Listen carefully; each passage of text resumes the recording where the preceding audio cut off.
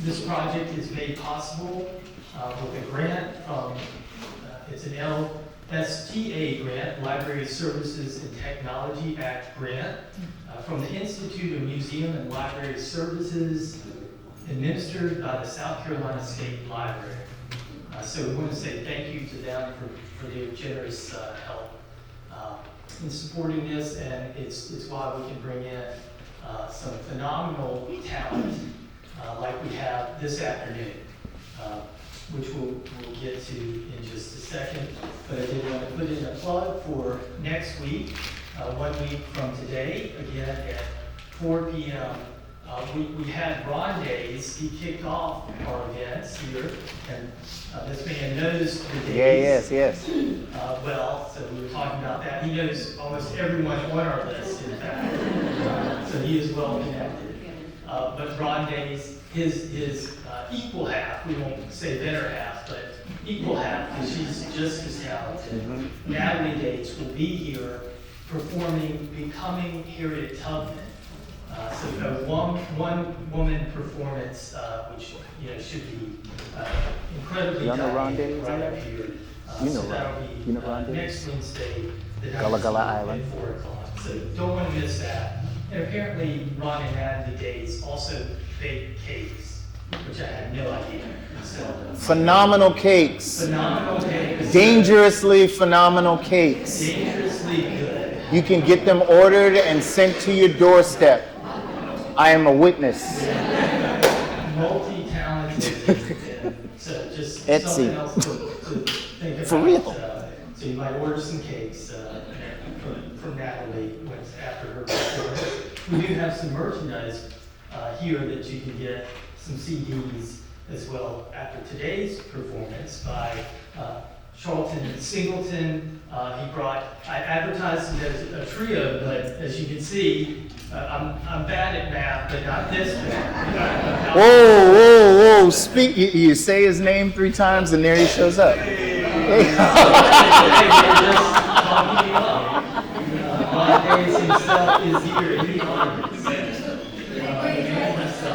Did you bring any cake?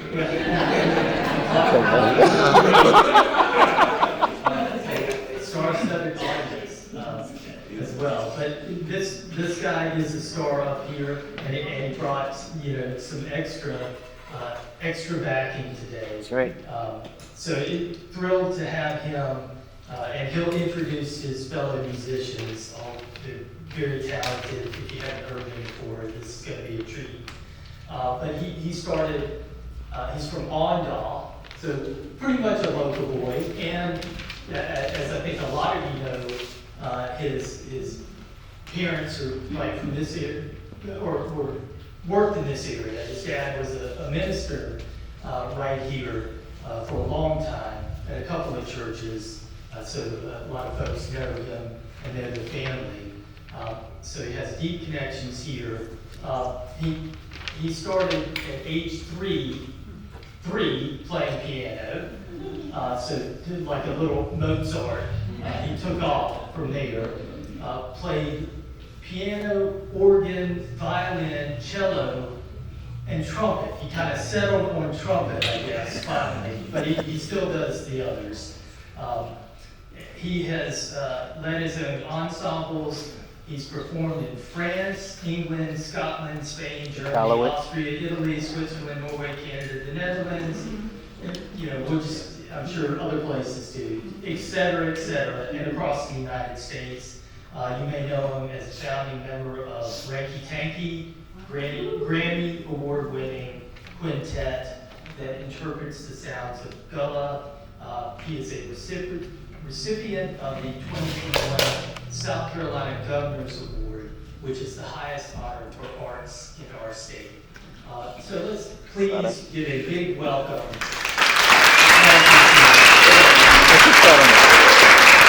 On the A flat, ready? On the A flat,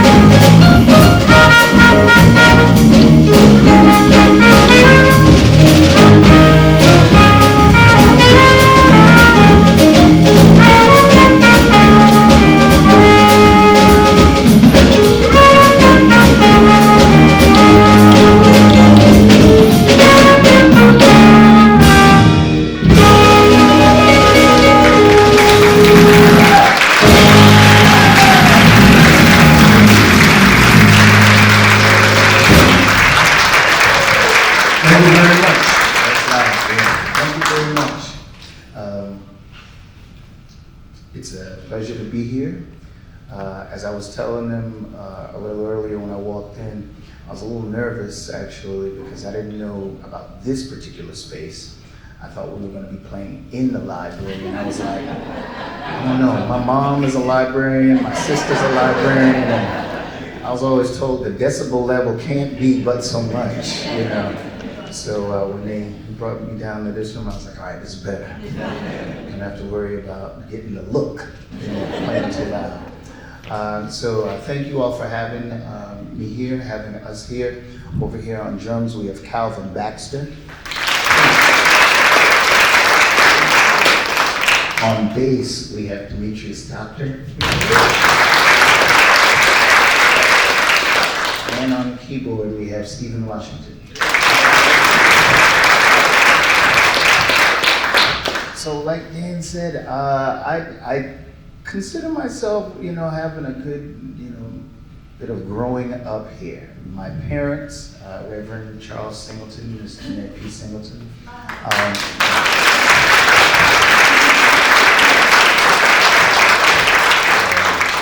In the mid-70s, 76? No, not their age. No. But we talk about their age, they're not afraid. My dad's 93, mom's 92.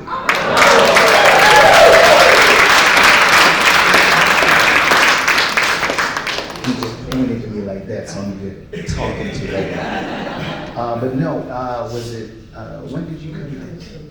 1976, he became the pastor of Arnett AME Church, which is on North Norman Road. And some members are here, yeah.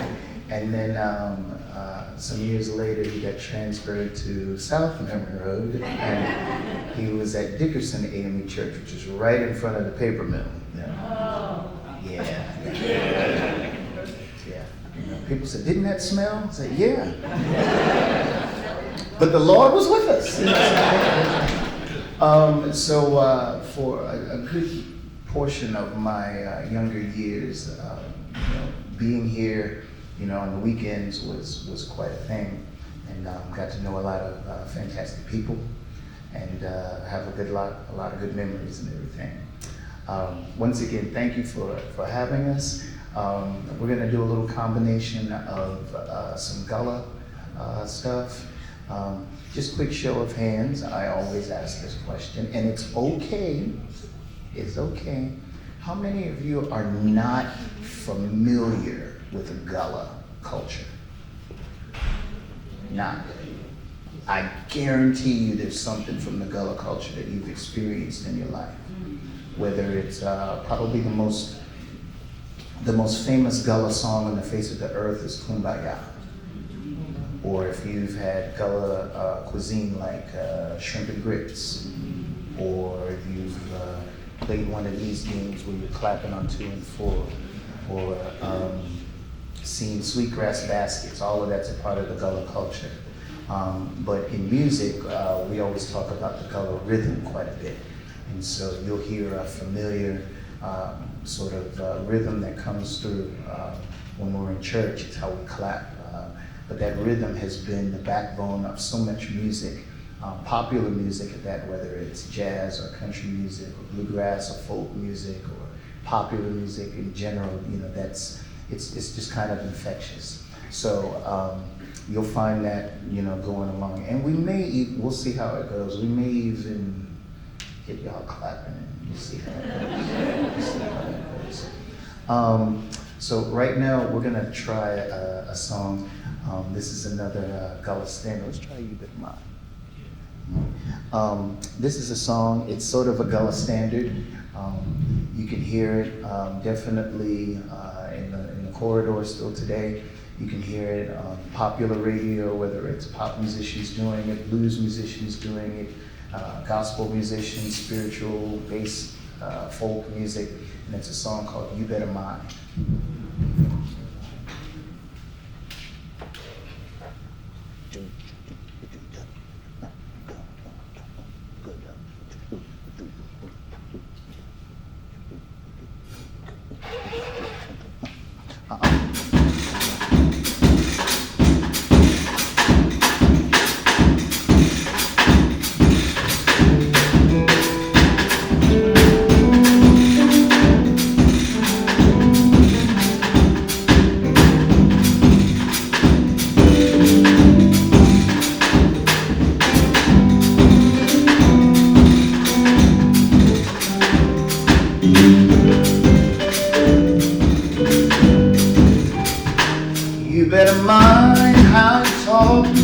better mind what you're talking about. You got to give an account at the judgment. You better mind. You better mind how you sing. You better mind what you're singing about. You got to give an account at the judgment. You better mind. You better mind. You better mind. You got to give an account at the judgment. You better mind. You better mind. You better mind. You got to give an account at the judgment. You better mind. You're walking around here from place to place, where you acting is a big disgrace. You got to give an account at the judgment. You better mind. You're walking around here from door to door and talking about things that you really don't know. You got to give an account. Judgment, you better mind. So you better mind. You better mind. You got to give an account at the judgment. You better mind. You better mind. You better mind. You got to give an account at the judgment. You better mind.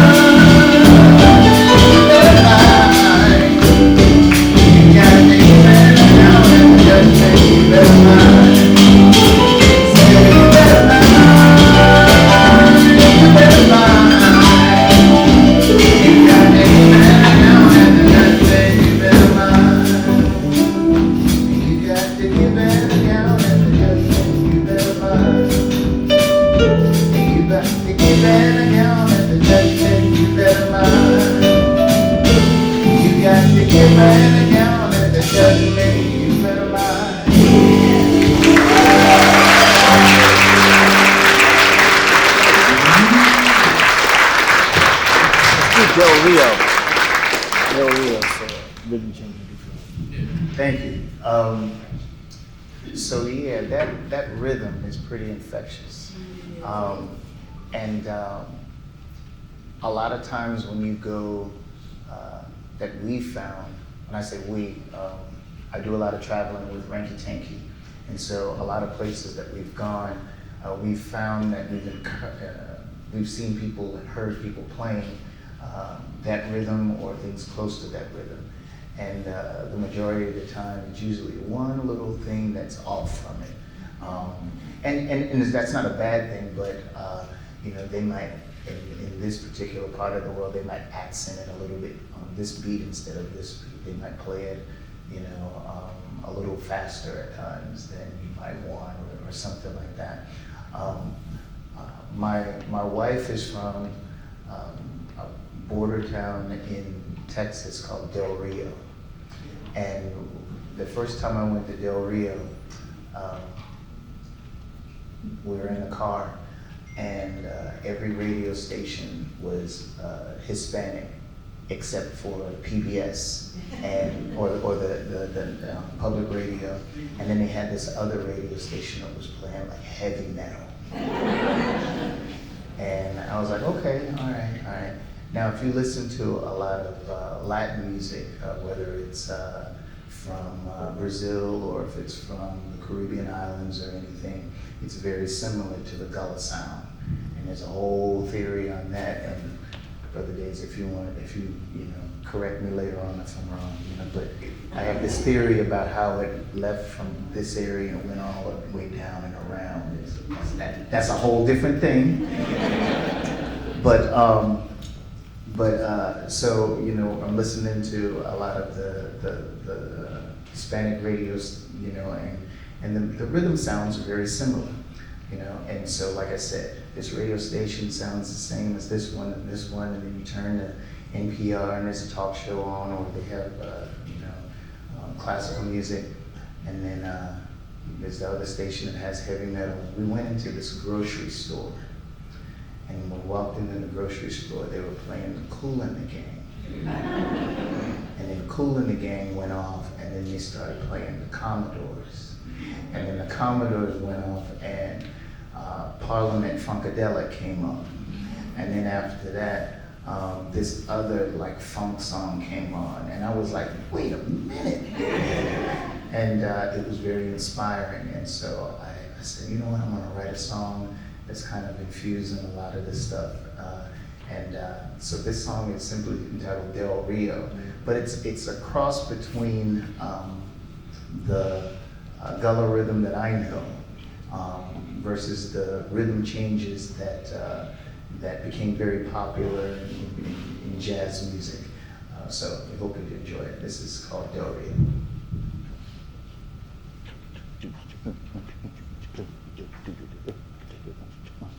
One, two.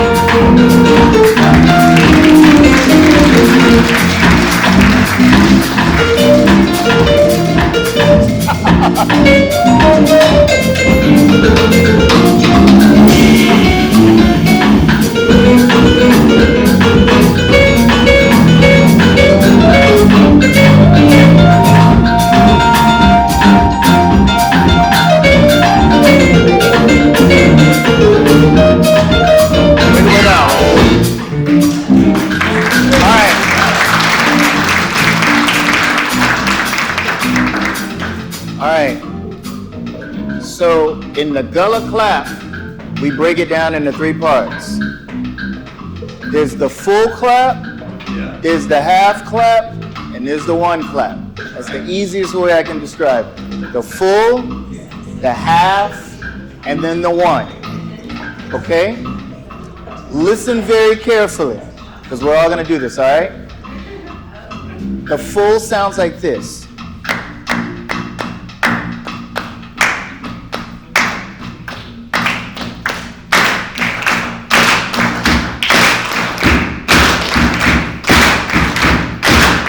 Don't speed up or don't slow down, or else they'll take you to the altar.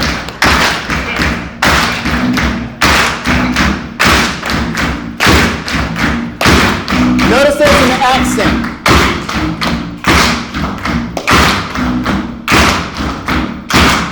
All right, now we're going to do the half, which is like this.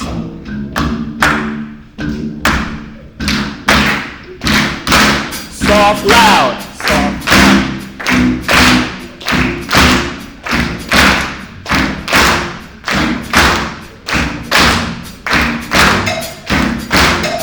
Now we're going to do the 1.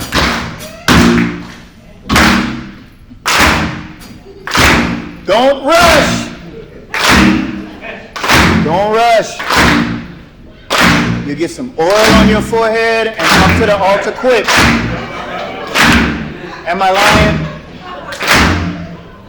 All right, now, this is how this works in the context of a song. Usually the 1 is first.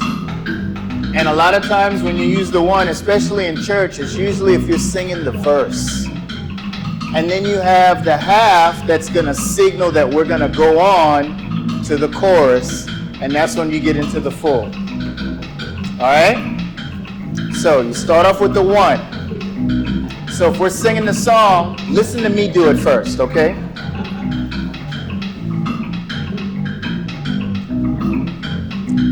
So let's say we're going to ya ba dum bum bum bum ba da ya bum ba da ya do do do do do do do do do do do do do do do. Bo bo bo bo bo bo bo do ya bo bo do. We're getting ready. Da da da da da da da. Da, da, da, da, da, da, da.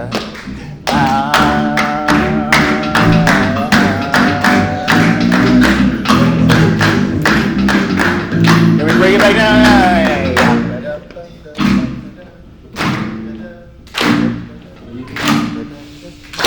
All right, let's try it. Here we go. Get ready. Here, this is the top. Here we go.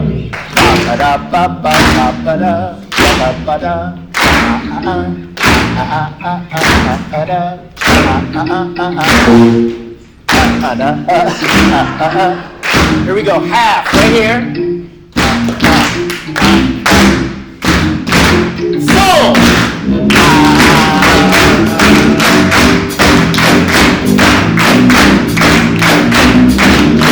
Back to the 1.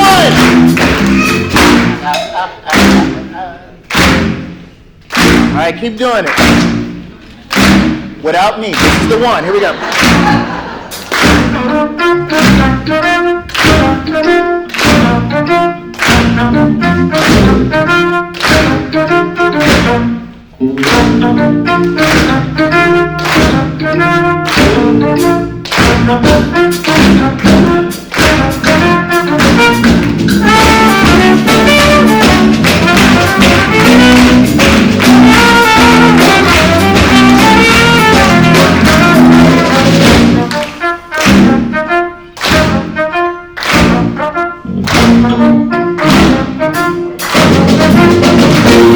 Not bad, not bad, not bad.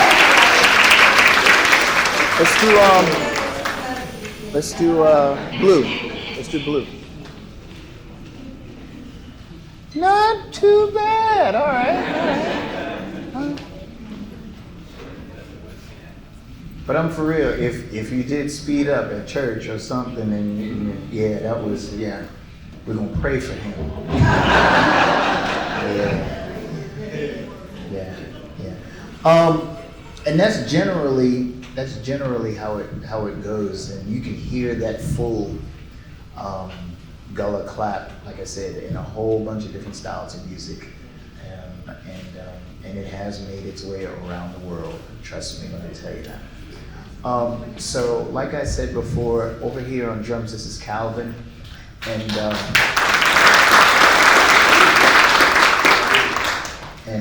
Calvin is one of the young geniuses up here as well.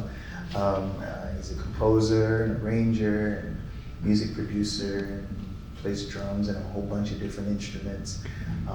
In the last, how long have you been doing the Gullah Collective? Officially.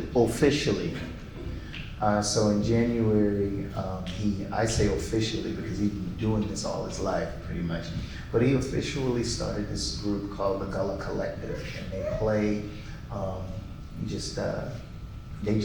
sometimes I just think they walk out there and don't know what they're gonna play and it just comes out. But like I also said, he's a very skilled composer, writer, and arranger. We're gonna do a song that he wrote right now, and this is entitled Blue Bottle Wind.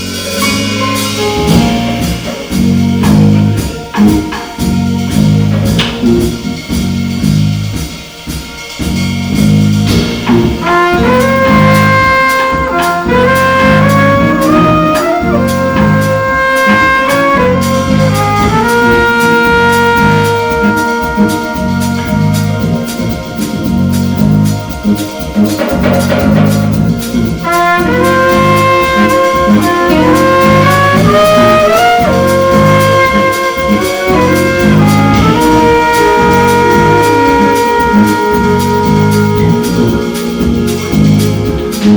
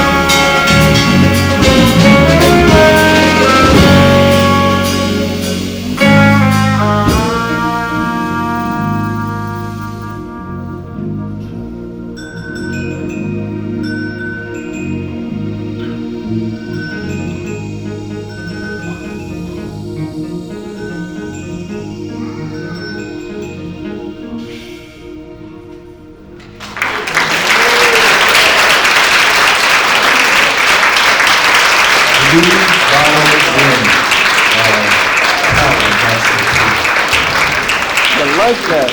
Yeah, man in motion.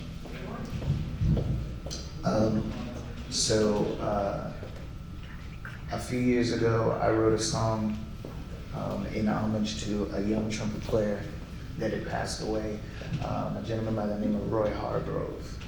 Now, if you're unfamiliar with Roy Hargrove, at the time when he passed, and I think it's been about 3 or 4 years now, but he was just one of the young ones that he was a very gifted musician. When Roy was a teenager and in high school, growing up in the Dallas area, it was known to all of the professional musicians that came through town that if you were to pass through town, you had to go to this performing arts high school, and you had to listen to this little kid play, because he sounded like he was already in his 50s when he was, in high school, and he was probably about 14, 15, 16 years old, but he was already, he was playing like a grown man that had been through some things, but he went on to just be an international superstar in the world of jazz. And the thing about Roy that really stands out amongst a lot of musicians is his versatility. He could go in and play some of the most popular jazz standards that a lot of his predecessors had played before. And then he could turn around and make a recording that sounded like it should be on a pop music station, and then he could turn around and make another recording with someone else that sounds like it should be on this station. And he was just very versatile, and he was always doing something. He was always going someplace to join in a jam session. One of the running jokes was that if you're in New York City, it could be 4 in the morning, and Roy would walk in and just jump on the stage and start playing with you. And the next thing you know, he's gone, and you don't know where he disappeared to. But he was just always looking to play. And he was always moving around, whether it was his band or another project that he was doing or something like that. And so it was a really unfortunate big hit for the music community. When he passed at 49 years old. But like I said, because he had been in it really since he was a teenager, he left behind quite the legacy of music and everything. And so I was sitting down, and this melody came to me, and it was one of those times right after he passed, and I was thinking about him, and I was like, Roy's always, this is kind of along the vibe of what he was doing now. And so I decided that I would dedicate this song to him. And sometimes you write a song and you don't know the name of it until sometime later. I wrote a song one time and I had no title for it, and I was just sitting in bed typing on my computer and putting the finishing touches on it. And And somehow my wife and I got into a discussion of when we first met or something like that. And she said, I don't know, it might have been April 4th. You know, and I went, 4-4. That's the name of the song, okay. Yeah. And, you know, 4-4. Right? So sometimes it just hits you at a random time on the name of the song. Well, I'm writing this song, I'm thinking about Roy and all of the versatility about him and everything. And there is, ESPN is on the TV and I'm kind of watching that, and you know, and they're talking about football, of course, and they were analyzing a particular quarterback, you know, and they said, well, first of all, he did the right thing. He sent the tight end in motion. So the tight end went in motion, and that tells him everything that he needs to know about the defense. If the person follows him and going there, and he does that, you know, you can learn a lot by the man in motion. And I was like, man in motion. Roy's always doing something. Roy's always a part of a different group or his own group or whatever. It's always something different. That's the name of it, Man in Motion. So this is a composition of mine, simply entitled Man in Motion. And it's on my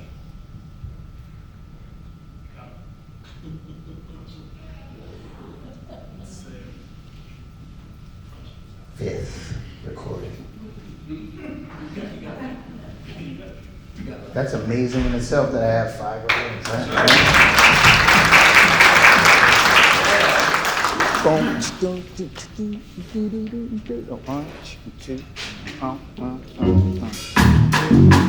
Let's stand up for this one.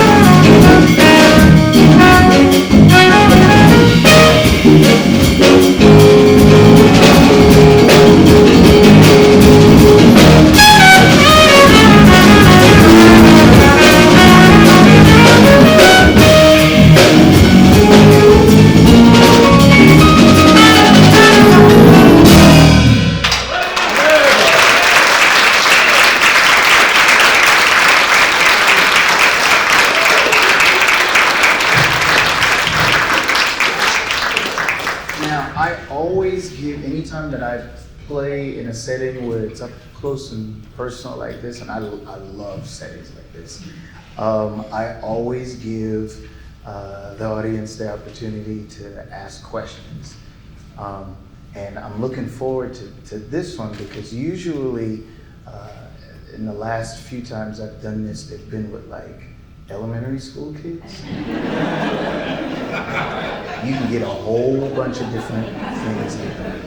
I've gotten some really interesting questions. You know, one little girl in second grade, she said, when you press the button down on your trumpet, it changes the sound. Why? And I was like, that's a great question. And I said, well, and if you take it out, there's holes in this one, and the holes are different in this one, and they're in a different spot in this one. And when I blow through it, then the wind, the air goes through it, and then when I press it down, it changes direction, so the air goes different. And then I'm thinking to myself, I'm like, is this physics I'm talking about?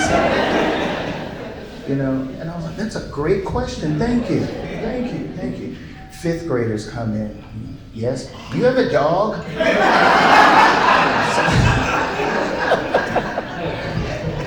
So it varies. You know. So does anyone have? Yes, sir. I was wondering if y'all have this much fun on a Wednesday afternoon. Absolutely. Anytime we get together to play, it's always going to be fun. You know, sometimes it's more about what we're doing. You know, we're playing for us, and the audience is just here to watch it. Just like that. So, you know, it's always a good time and fun for us. You know, this is how we raise up. That's right. So this is just what we do. My father just went, you could say that again. Yes, sir. All the way in the back. Fam. What contemporary artists are you most influenced by? What contemporary artist am I most influenced by? Wow. That's a hourly question. Right. You know, there are some artists that might be considered old school, but their music is so timeless that every time I listen to it, it could be, you know, something that I hear that sparks what the contemporary artists of today are doing. But it really depends on the mood I'm in at the time. Sometimes the simplicity and complexity at the same time of a young lady named Rhiannon Giddens is very inspiring. I listen to classical music quite a bit, and so there are some contemporary classical musicians and composers that I you know might throw on on occasion. Jazz musicians, people like Etienne Charles, who's a very good young trumpeter from Trinidad. But Etienne has always got his hand into something that's different and very leading. Esperanza Spalding, a great bassist, is always someone. It really could be a bunch of different people. You know, I think every time I listen to a Stevie Wonder record, I find something new that I can grab onto and go to from there. So it varies. Yes. Are there certain countries that you have the best reactions to your music to get it more than others? I don't know if there was a certain one. I will say this, I've had some amazing experiences playing in different countries. One time we played over in Germany, and we were a part of this festival, and there was a trio that was playing right before us, and we came into the back of this really big building. It's like the size of like a big hangar for if you're at an airport or an air base. It was huge. And when we walked in, we were right at the back of the stage, so you really couldn't see anything out. We could see to the side, and there was a whole lot of space. over to the side. And this band was playing, and they finished. There was a big ovation, but it's kind of muffled because, you know, whatever, the big barrier that was the backstage. And so finally, you know, we get up on the stage, and when we walk out and we see the crowd, there's literally about 3,000 people that are sitting right there in front of us. And I know they've never heard of us probably before. And so we walk on stage, and the announcer comes up and says something, and says, all right, ranky tanky, you know, and everybody just starts to just like the most enthusiastic applause. You know, and that goes on for about 20 seconds, and then it was just like, and they were all like,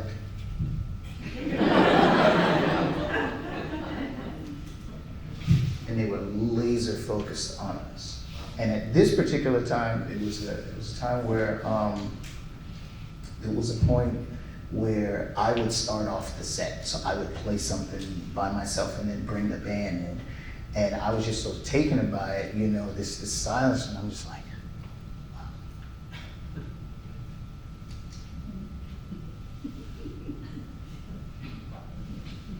And then off to the side, I just, psst. You know? But I just had to take it in for a second. And usually after you play a solo, in jazz at least, you know, after the soloist plays and the music is still going on, people applaud. And after each one of us would have our little solo,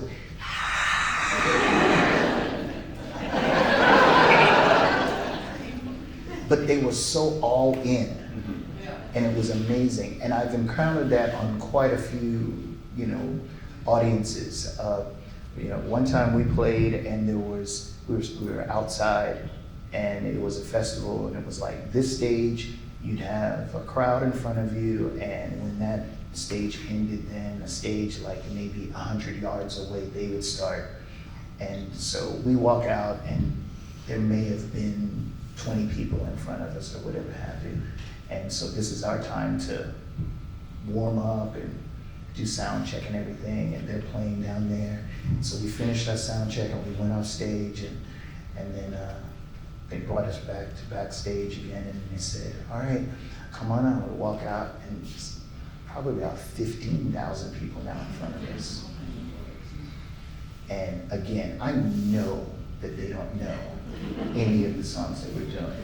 But by the end of the show, they're all applauding, and we walk off stage, and we go backstage, and we're back there for like 5 minutes, and one of the tech people comes up, and they run into the like tent area that we're in. It's like, you gotta come back up on stage right now.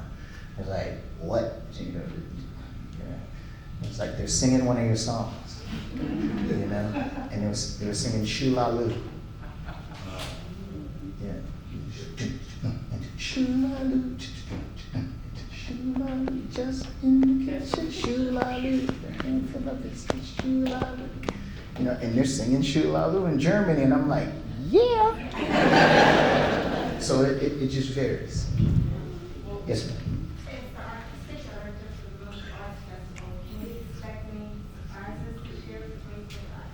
As the art, ooh, thank you.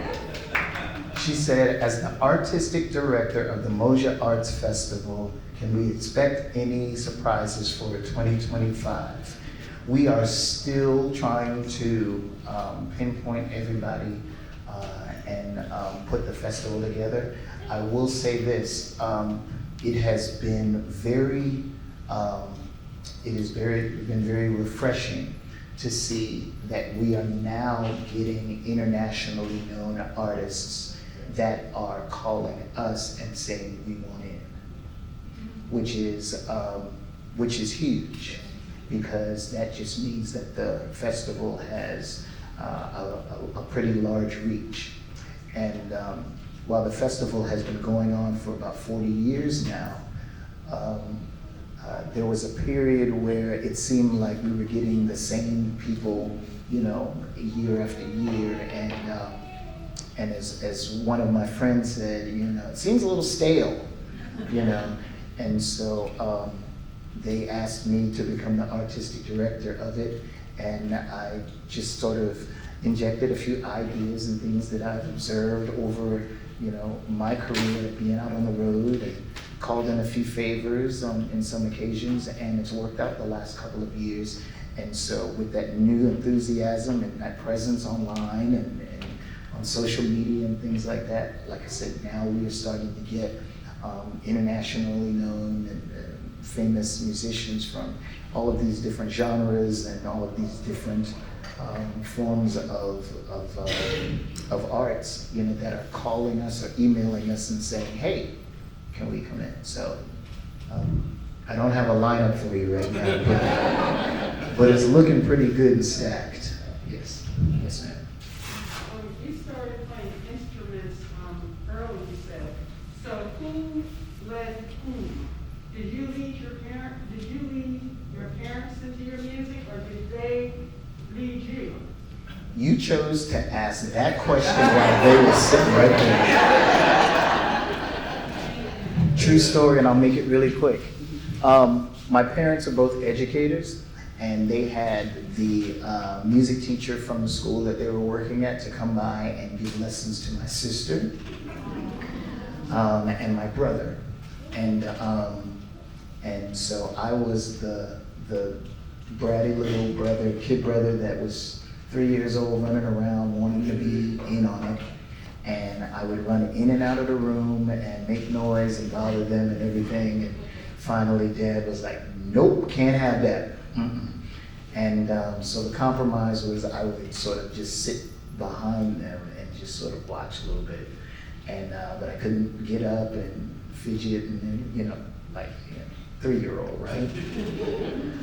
But when you're 3 years old, you're very impressionable.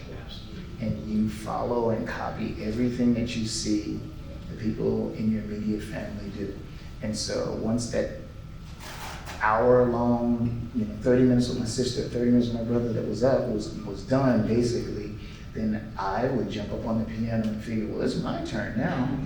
And I picked out something that I heard. I don't remember if it was something that they were working on or if it was something from church or whatever, but I picked out something, and they told Mr. Sanders, that was his name, and Mr. Sanders said, yeah, we can start him, maybe little 10-minute lessons here and there. That's about the attention span of a 3-year-old.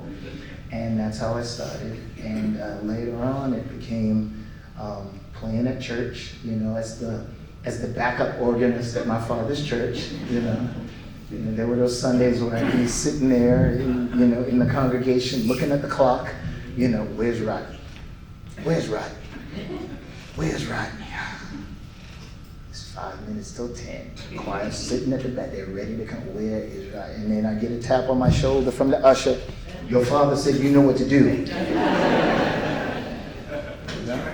And so you just jump in. But yes, early on that it was me following what my sister and brother were doing, basically. And that it just evolved. And good thing for us, the blessing for us is that we had parents that really wanted to get their kids involved in whatever they felt that they saw their kids, going forward, going towards. So, my sister played cello, she was dance team, she did all this. So my brother played violin, he, was an athlete, my parents were like, oh, okay, so he's interested in piano. And then all of a sudden he became interested in violin. The next thing you know, he's playing the trumpet. Oh, but he really wants to play baseball. So, we're doing everything. And one time even I caught myself when I was a band director, I had a parent that said, well, we're gonna try and make it Mr. Singleton, but we've got this on this day and this on this day, and we're taking this on this day and this day. And I said, okay, just do what you can. And I went. There was that one Saturday where I went to piano lessons, and then, Mom dropped me off at piano. And Chucky came and picked me up from piano and took me to the baseball field. And Daddy picked me up from the baseball field and took me back to the church. Then Mom got me from the church and took me back to Charleston to go to this lesson. And then, oh my God, I was that kid. And they are those parents. So we're very blessed that we had them that gave us every opportunity we had to explore whatever we want.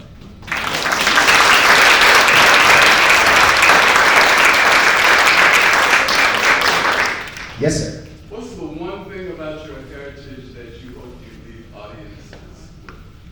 What's the one thing about my heritage that I hope that I leave audiences with?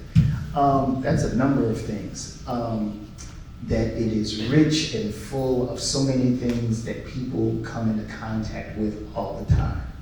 There's so many times where, like we had earlier, I've been around the world. I've been in Sweden and in Amsterdam and all of these places, and I say, you know, are you familiar with this from the Gullah community? And you know, I'll say, are you familiar with this? And they'll say, yes, that is from the Gullah community. And a majority of the time, it's that they just don't know the origin of it. And so I enjoy bringing that awareness to it, things that they have come into contact. But if anything, just the beauty of it all, the beauty of the Gullah community and all that it has to offer, all that it has offered, all that it has given, you know, and just to make sure that people understand, you know, and appreciate all of those things that have come from the Gullah community and still come from the Gullah community.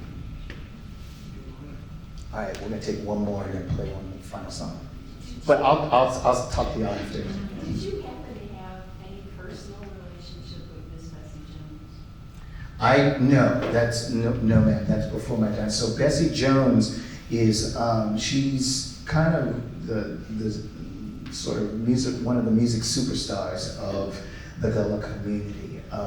Bessie Jones was that artist that sang a lot of Gullah songs. She knew a lot of them. She was put into festivals and folk festivals and things, and put on these stages in other genres of music. Even though, truth be told, those genres, you know, definitely have Gullah influence.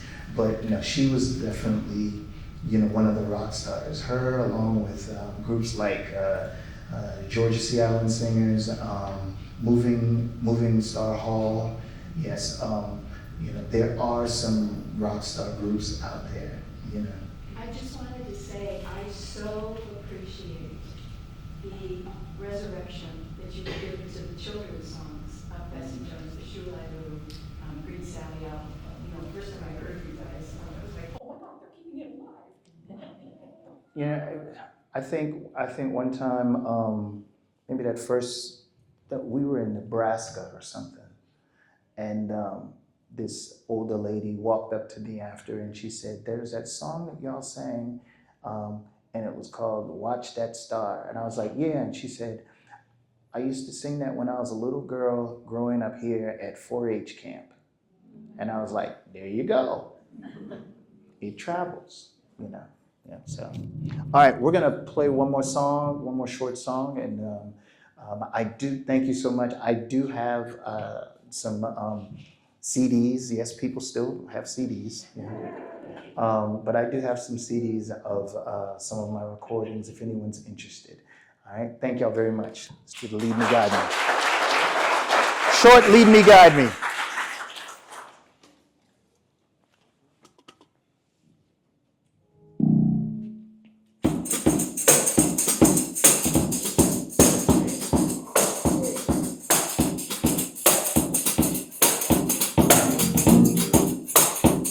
What key we doing it in? E flat, E flat.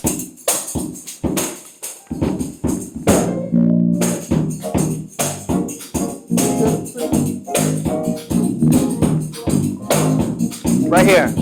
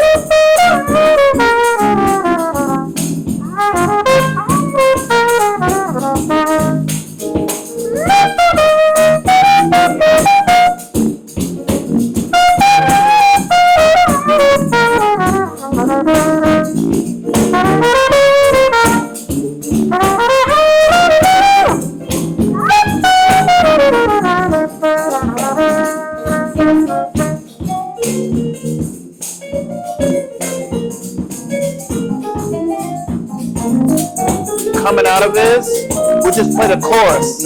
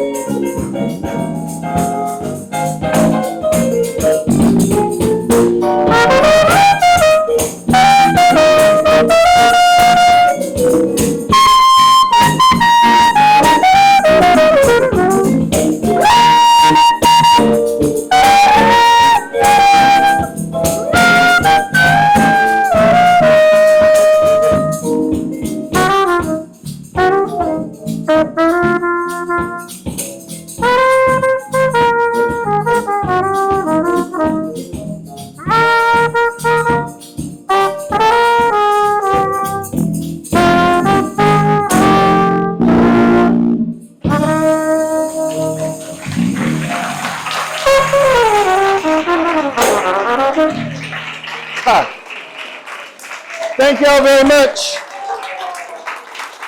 Thank you also very much. Once again, Calvin over here on the drums, Demetrius on the bass, Stephen on the keys. My name is Charlton. Thank you so much.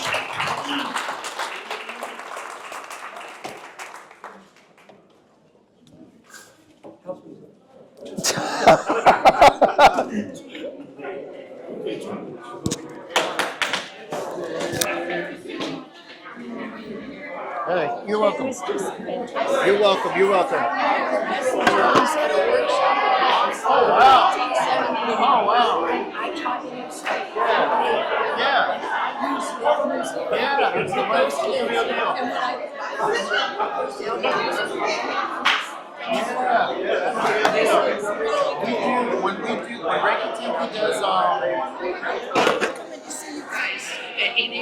oh yeah.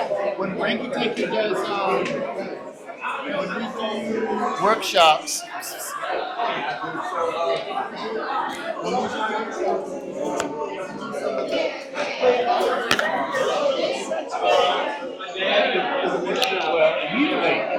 And so I would hear him play at Hi, how are you doing? Great. Good.